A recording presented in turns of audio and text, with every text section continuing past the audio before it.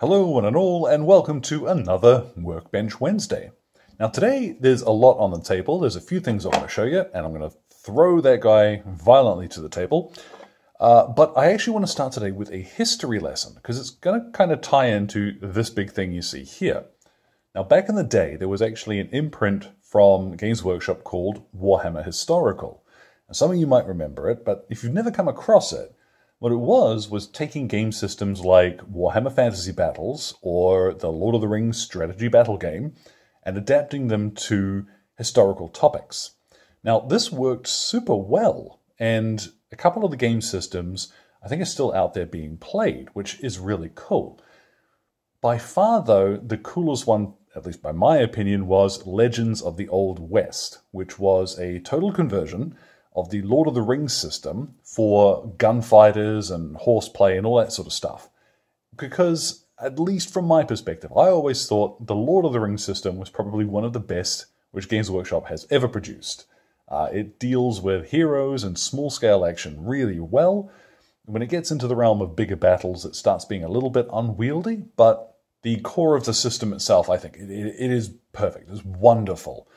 And Legends of the Old West is hands down my favorite Western system out there.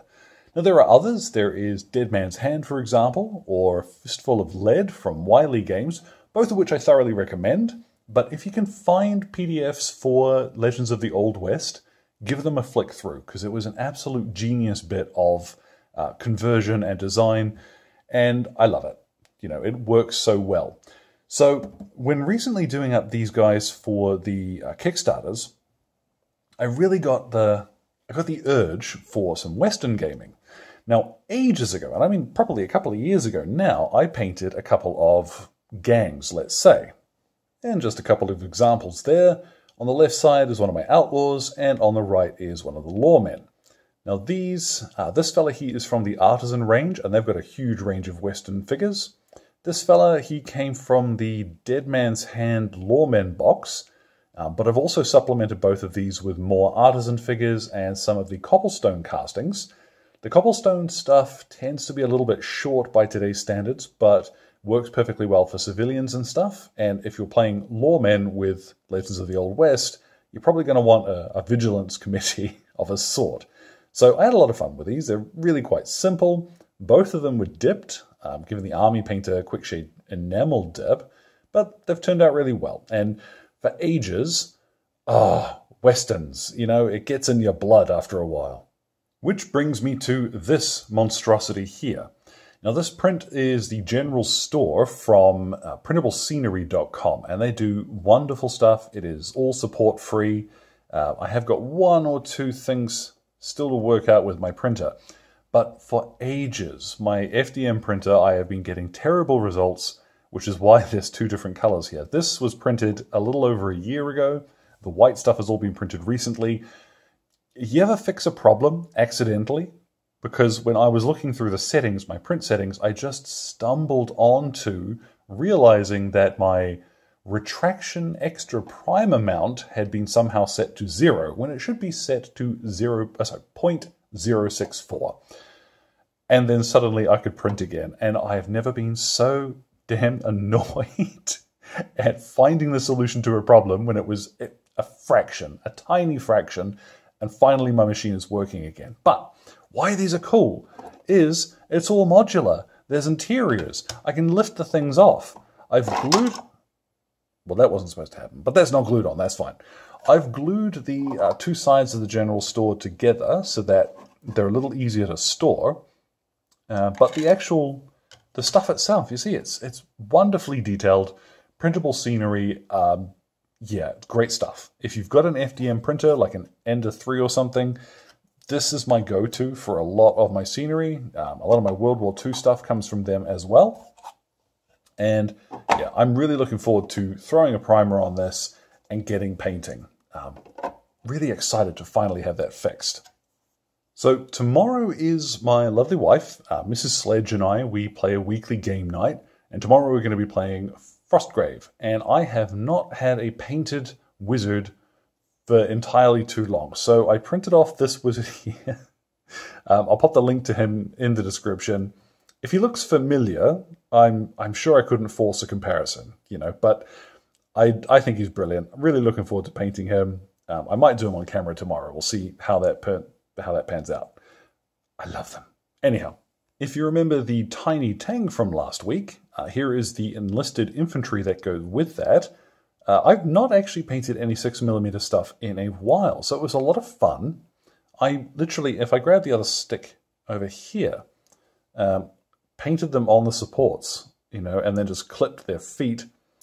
And yeah, super easy. I sprayed them grey, dry brushed them white, and then just a couple of bits of contrast. And yeah, that's come out really well. Really tempted to carry on painting some more of those. These took just a couple of minutes. Ironically, the base itself actually took longer than painting the infantry. So yeah, might do a little bit more of these. They're very cool. Looking forward to painting the tanks too. Now the elf you might have seen, but I'm into that. I'm feeling that. Workbench Wednesday is a little bit about what I might have just done too, so looking forward to some more of those. Now this fella is one of the beach troopers, or frontier troopers I think they're listed as, from Skullforge. And I love their 3D prints. You've seen a couple of those on the channel already. I didn't plan on doing a video for these guys because they're a fairly uncommon variant, but I did want to show off.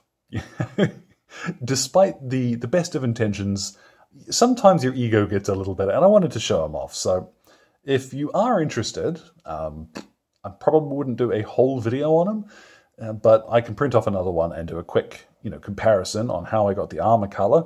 Dark Sand. Vallejo Dark Sand, that is the winner there. But he was a lot of fun, and, as much as the shows aren't really doing it for me at the moment, the visuals for Star Wars are still really strong, and since I was a kid, I've loved how Star Wars looked, and these guys are such a cool continuation of a theme, so yeah, I love them to bits.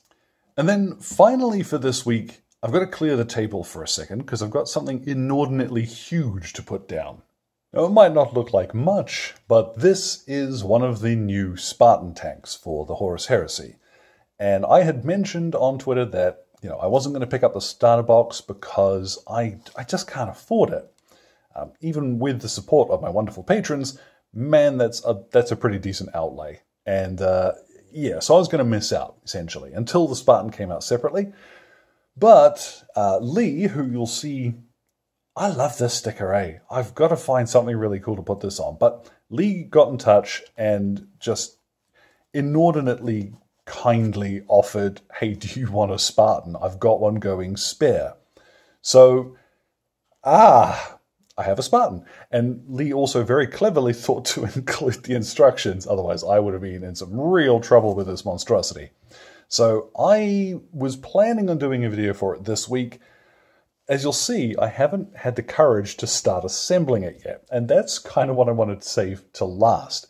You know how all the time I say, oh, just try the project. Just have a go. Get started. It won't be as intimidating as you think while you're painting or assembling the thing. Well, here I am with a new toy in front of me, and I am just so intimidated, and I haven't had the courage to get started.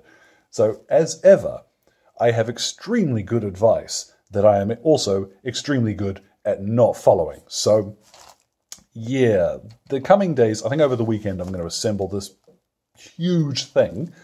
And yeah, I'm quite wary. I don't want to just fill the channel with Space Marines. I know that folks tend to like them.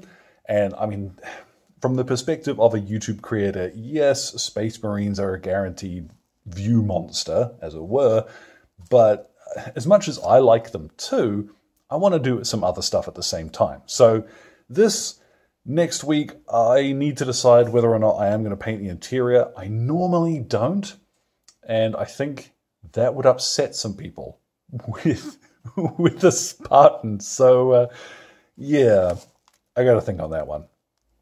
But anyway, got to find a spot for this. This is inordinate. This is so nice. This is so nice. So thank you, Lee, again for sending this along. I really appreciate it. I am just a huge chicken shit. So yeah, we'll get to that at some point. So as always, folks, let me know what you're doing at the moment. These these chats are always a really cool opportunity for me to hear what people are up to and, yeah, get some of that hobby love bounce in both ways. So if you are painting Space Marines, you've got something cool on the horizon. A couple of folks have mentioned their Zombicide miniatures, all sorts, you know, and I really get a kick out of seeing what people are doing. So if you are coming along, have a read through the comments too, because I think you'll find some really neat stuff in there from other folks doing their hobby. Anyhow, it is about to reach 30 degrees today, so I am going to close all of the shutters and cry in the corner. You folks, enjoy the rest of your day.